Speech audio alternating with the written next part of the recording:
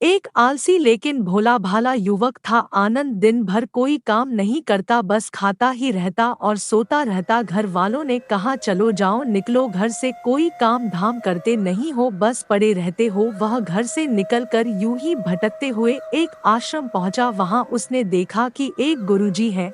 उनके शिष्य कोई काम नहीं करते, बस मंदिर की पूजा करते हैं। उसने मन में सोचा यह बढ़िया है, कोई काम धाम नहीं बस पूजा ही तो करना है। गुरुजी के पास जाकर पूछा, क्या मैं यहाँ रह सकता हूँ? गुरुजी बोले हाँ हाँ क्यों नहीं, लेकिन मैं कोई काम नहीं कर सकता हूँ। गुरुजी, कोई काम नहीं करना है, बस पूजा करनी होगी। आनंद, ठीक है वह तो मैं कर लूंगा। अब आनंद महाराज आश्रम में रहने लगे, ना कोई काम ना कोई धाम, बस सारा दिन खाए रहो। और प्रभु गुरुजी ने कहा, नहीं आज तो एकादशी है, तुम्हारा भी उपवास है? उसने कहा, नहीं, अगर हमने उपवास कर लिया तो कल का दिन ही नहीं देख पाएंगे हम, तो हम नहीं कर सकते उपवास, हमें तो भूख लगती है, आपने पहले क्यों नहीं बताया?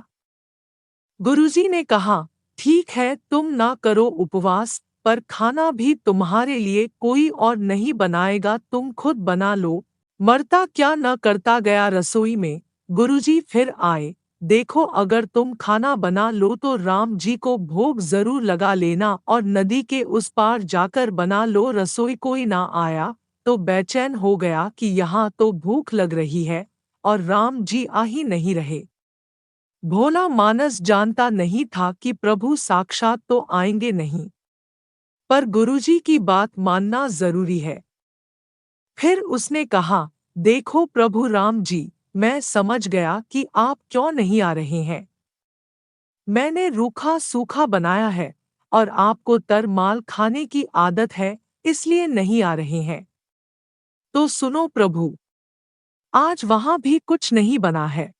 बोला, प्रभु मैं भूखा रह गया, लेकिन मुझे आप दोनों को देखकर बड़ा अच्छा लग रहा है, लेकिन अगली एकादशी पर ऐसा न करना, पहले बता देना कि कितने जन आ रहे हो, और हाँ थोड़ा जल्दी आ जाना।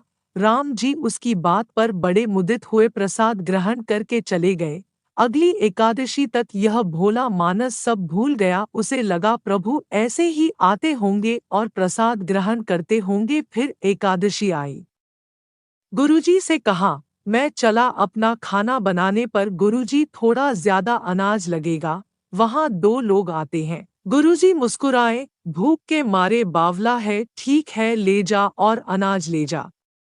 अब की बार उसने 3 लोगों का खाना बनाया, फिर गुहार लगाई, प्रभु राम आइए, सीताराम आइए, मेरे भोजन का भोग लगाइए।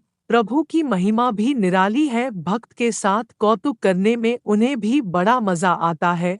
इस बार वे अपने भाई लक्ष्मण, भरत, शत्रुघ्न और हनुमान जी को लेकर आ गए। भक्त को चक्कर आ गए, यह क्या हुआ? एक का भोजन बनाया तो दो आए, आज दो का खाना ज्यादा बनाया तो पूरा खानदान आ गया, लगता है आज भी भूखा ही रहना पड़ेगा। सबको भोजन लगाया और फिर अगली एकादशी आने से पहले गुरुजी से कहा, गुरुजी ये आपके प्रभु राम जी अकेले क्यों नहीं आते, हर बार कितने सारे लोग ले आते हैं। इस बार अनाज ज्यादा देना गुरुजी को लगा, कहीं यह अनाज बेचता तो नहीं है, देखना पड़ेगा जाकर भंडार में, कहाँ इसे जितना अनाज चाहिए दे दो, और छुपकर उसे देखने चल पड़े। इस बार आनंद ने सोचा, खाना पहले नहीं बनाऊंगा, पता नहीं कितने लोग आ जाएं, पहले बुला लेता हूँ फिर बनाता हूँ। फिर तेल लगाई, प्रभु राम आइए, श्री राम आइए, मेरे भोजन का भोग लगाइए। सारा राम दरबार मौजूद। इस बार तो हनुमान जी भी साथ आए, लेकिन यह क्या प्रसाद तो तैयार ही नहीं है। भक्त ठहरा भोला भाला, बोला, प्रभु इस बार मैंने खाना नहीं बनाया। प्रभु ने पूछा क्यों? बोला, मुझे मिलेगा तो है नहीं, फिर क्या फायदा बनाने का, आप ही बना लो और खुद ही खा लो। उनको सब आता है पर वे सरल नहीं है तुम्हारी तरह, इसलिए उनको नहीं दिख सकता। आनंद ने गुरुजी से कहा, गुरुजी प्रभु कह रहे हैं आप सरल नहीं हैं, इसलिए आपको नहीं दिखेंगे। गुरुजी रोने लगे, वाकई मैंने सब कुछ पाया पर सरलता नहीं पा सका तुम्हारी तरह, और प्रभु तो मन की सरलता से ही मिलते हैं। प्रभु प्रकट हो गए और गुरुजी को भी दर्शन दिए। इस तरह एक भक्त के कहने पर प्रभु ने रसोई भी बनाई। कहानी सुनकर कैसा लगा आपको कमेंट करके ज़रूर बताइए।